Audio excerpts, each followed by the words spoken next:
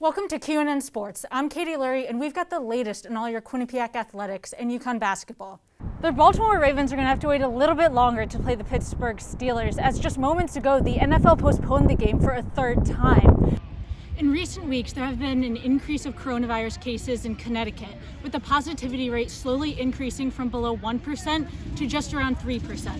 Now, the hearings are expected to get more tense as they continue over the next 3 days, and tomorrow starts the questioning of Judge Barrett. These gloves need to be changed. We've seen just how dangerous an eye poke can be. I mean, I can understand the wariness of fans and athletes for what this change could mean for the authenticity of the game, but it's been done before with football and pads and helmets. It's for the safety of the players. Sticking with college sports here, my favorite topic of the night, EA Sports announced that they're bringing back the college football video game. And I gotta tell you, I'm excited for this. This was my favorite video game growing up, and it's the only reason I still have my Xbox 360 that I got in 8th grade.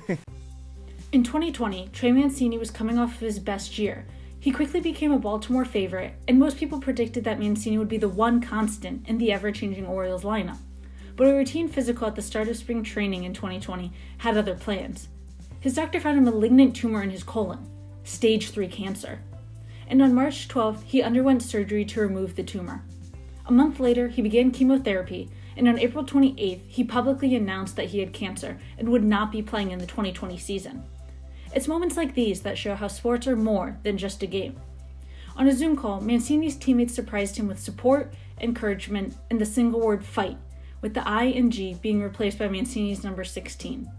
For the next 6 months, Mancini underwent chemotherapy every 2 weeks. I feel kind of tired, I'd say, and maybe a little queasy for a few days. On September 22nd, Trey Mancini finally finished his chemo treatments, and things were starting to look up.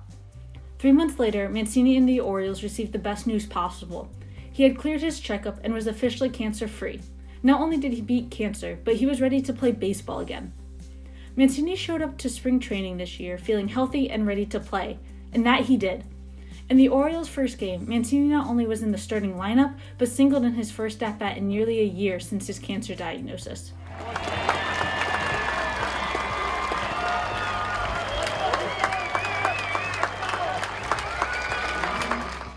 Almost teared up a little bit, I'm not going to lie, when I was up there. After a year of uncertainty and fighting cancer, it's a fitting start to the 2021 season for Mancini.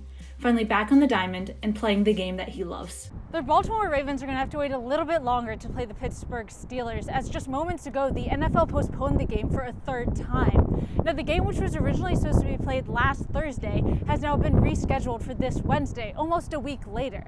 Now, this comes as the Ravens are in one of the worst COVID outbreaks in all of professional sports. Now, so far, the Ravens have had 13 players test positive for COVID-19, including MVP quarterback Lamar Jackson.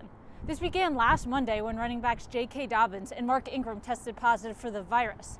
Then on Wednesday, following more positive tests, the Ravens disciplined strength and conditioning coach Steve Saunders for failing to report symptoms and not consistently wearing a mask. Now, the Ravens have had 9 straight days of positive COVID tests, with 13 players and 10 staffers testing positive for the virus. And so far, 20 players are ineligible to play in the game against the Steelers for either testing positive for COVID-19 or being in close contact with someone who has tested positive. Now, the Ravens aren't the only organization to deal with the COVID outbreak this season. Earlier this year, 2 Tennessee Titans games had to be postponed due to an outbreak within their organization. And yesterday, the Denver Broncos played without a quarterback as they're currently dealing with an outbreak. Now, the NFL is currently investigating both the Ravens and Broncos organizations for failing to adhere to COVID guidelines. But as of right now, the Ravens are set to finally take on the Pittsburgh Steelers Wednesday afternoon at 3:40 p.m. Reporting live from M&T Bank Stadium, Katie Lurie, QU News.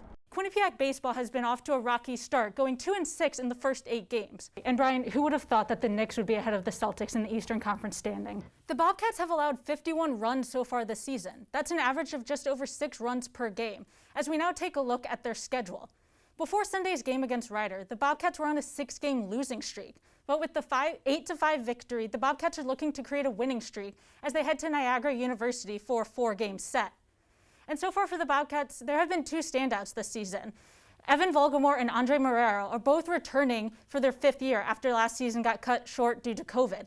In the win against Rider, Marrero went 1 for 3 with an RBI, and through 8 games this season, Volgamore leads the team in slugging percentage and total bases. Already in March, and things are getting crazy. But we're going to start tonight's show off with another New York basketball team, as the Brooklyn Nets had a game to watch against the San Antonio Spurs. Even though Quinnipiac had a heartbreaking loss, they still had a stellar season. Here's Brian Murphy with more on what's next for some Bobcats. Been on board the Nets hype train since the beginning, and people were worried when they started out slow right after they got Harden, but they finally found their footing. They're winning games. They have this trio of all-stars. I mean, they're sitting pretty in second place in the East. Steve Nash has done a great job leading this team this year. I mean, a couple years ago, he was playing against Popovich, and now he's coaching against him and winning. March Madness is underway, and the UConn women's basketball team went up against Iowa on Saturday in the Sweet 16, where star freshman Paige Beckers and Caitlin Clark faced off. This is UConn's 26th consecutive Sweet 16 and Iowa's 2nd consecutive Sweet 16. We're going to start here, and that is Kristen Williams with the dead on 3. UConn has a solid lead over Iowa here, and you know what? Kristen Williams drives it around Kate Martin there for an easy layup. Minute later now, and you know what? Kristen Williams, she hits it again. She said, forget about those freshmen. It's going to be all about me today, as she hits another 3 there. UConn now with a 15-point lead. She easily makes that bucket. Kristen Williams with 27 points on the day as UConn heads to yet another Elite 8 appearance. Spring training started this week, and that brings back one of our favorite parts about baseball, the concession food. So Brian, you're at the concession. What are the top 3 foods that you're going to get? I'm going to have to start off with peanuts. They're just a baseball staple. I need the shells all over my feet by the end of the game. And then midway through the game, I got to go with cotton candy. It is pure sugar. It's fun. It's a nice pick-me-up during a slow game. And then I'm going to wrap it all up with a hot, soft pretzel. Like you said with the chicken tenders, you need something to fill you up there, and that's what a soft pretzel is for me.